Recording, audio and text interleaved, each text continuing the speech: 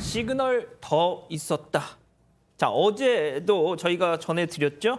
이 제주 중학생 살해 사건.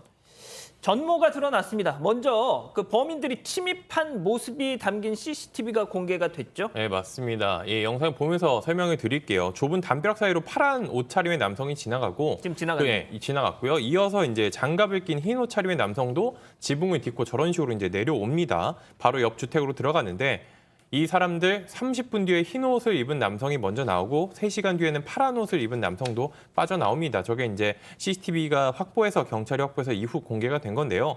지붕 높이의 옆집 담을 뛰어넘어서 피해 학생이 혼자 머물고 있던 주택으로 침입했고 이 살해를 저지른 다음에 같은 방식으로 빠져나갔습니다. 경찰은 이 영상을 근거로 이 범인을 결국 잡았습니다. 붙잡았는데 저런 식으로 담을 넘어서 저렇게 들어가서 범행을 저질렀으면은 사전에 계획을 했겠죠. 저런 들어가는 위치라든지 높이라든지 그랬겠죠. 이런 걸 미리 보고선 했을 테니까 이 경찰 역시 계획된 범죄로 보고 있습니다.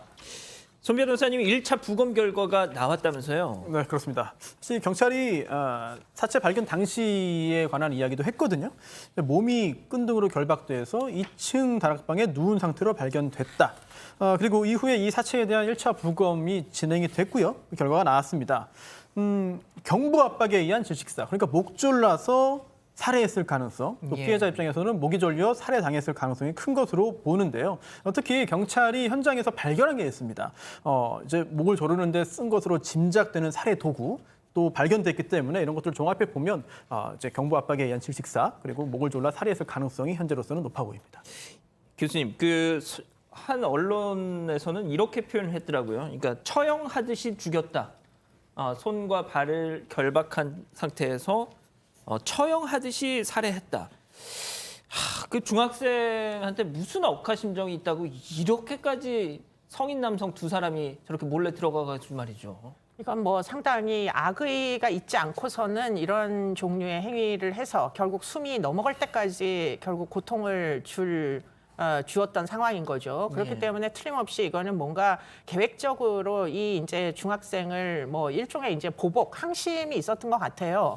그런데 이 사건의 내용을 보면 그렇게까지 지금 아주 잔인한 방법으로 사망에 이르게 한 연유는 지금 이 모친과 내연 관계에 있던 이제 동거남이라고 알려져 있고요. 한 1년여 정도 사귀던 관계였는데 문제는 동거를 하는 와중에 굉장히 폭행이 심해가지고 지금 이제 엄마도 모친도 폭행을 심하게 하고 아마 그 중간에서 아들이 폭행을 뜯어 말렸던 것 같습니다. 아하. 엄마를 계속 때리니까. 그러다 보니 이제 이 아들과도 뭐 상당히 유감이 많이 진행이 됐는데 또 이 이제 피해자들이 가만히 있지 않고 경찰에다 가정폭력 신고도 했었고요.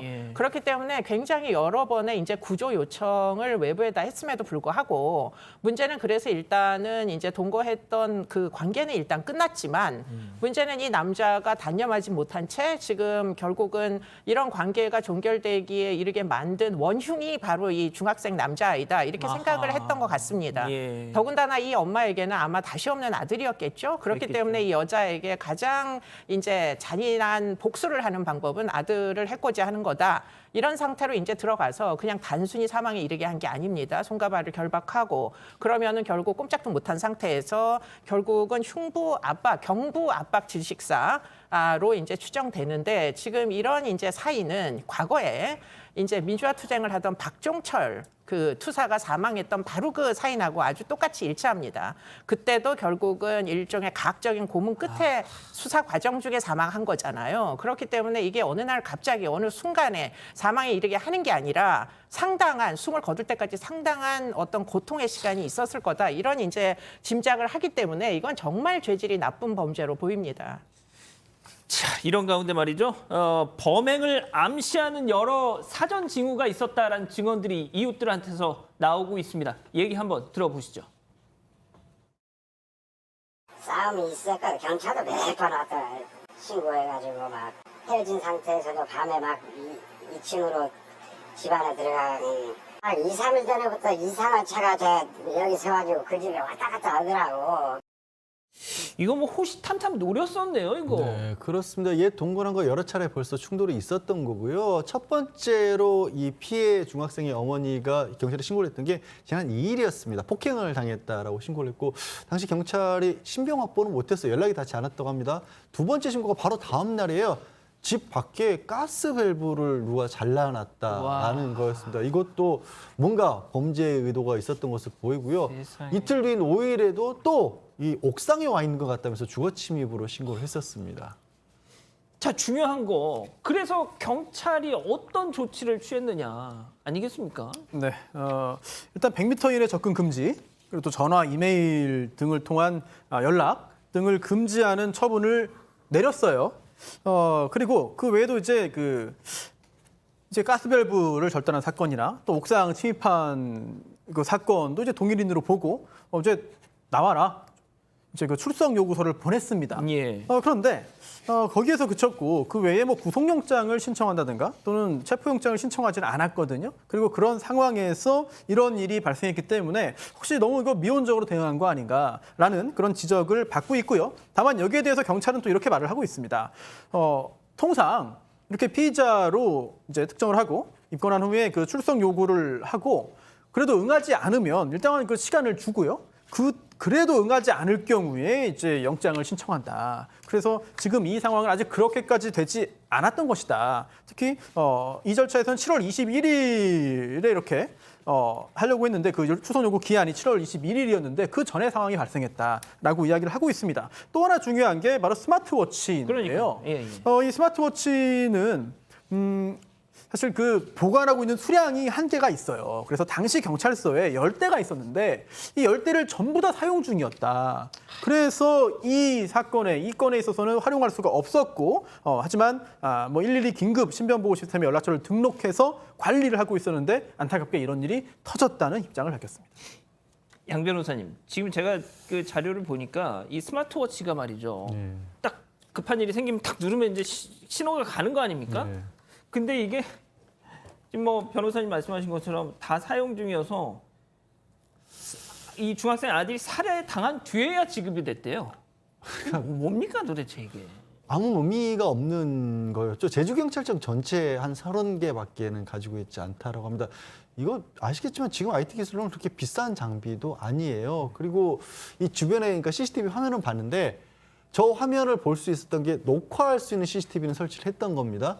그런데 중요한 거는 경찰이 실시간으로 보면서 침입자가 있는지 없는지를 살펴봐야 될 거 아니에요. 예. 사건이 벌어지고 나서 범인 잡으면 물론 안 잡는 것보다는 낫겠지만 라이브로 볼 수 있었던 CCTV가 아니에요? 아니었던 거예요. 그러니까 저게 범인을 잡긴 잡았지만 CCTV를 가지고 범죄를 예방을 못했던 거고 하다못해 그러면 야 경찰이 이 범인에게 통보라도 해서 집 주변에 지금 CCTV 설치해서 우리가 보고 있으니까 허튼 짓 하지 마라. 이런 거라도 알려줬어야 되는데 통보도 안 됐다. 예. 그러니까 이런 것들이 예방적 기능 차원에서는 많이 문제가 있었던 거죠. 부실했던 거죠. 자, 교수님, 이렇게 이미 상황이 종료되고 나서 스마트워치를 주고 이렇게 하면 어떻게 합니까, 이거? 아니, 이 뉴스를 처음 이제 그 인터넷 기사로 제가 봤는데 혈압이 증가하고 맥박이 증가하고 화가 나가지고 도저히 이거 참을 수가 없다 이런 생각이 들었었던 게 경찰에다 3번이나 신고했어요. 살려달라고.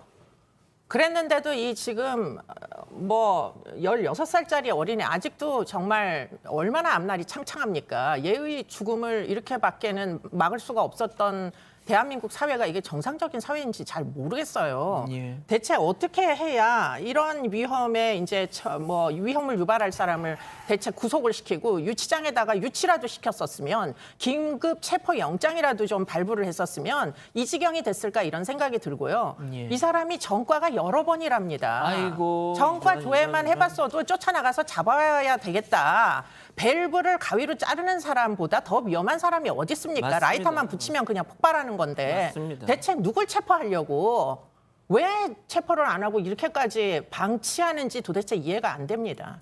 예.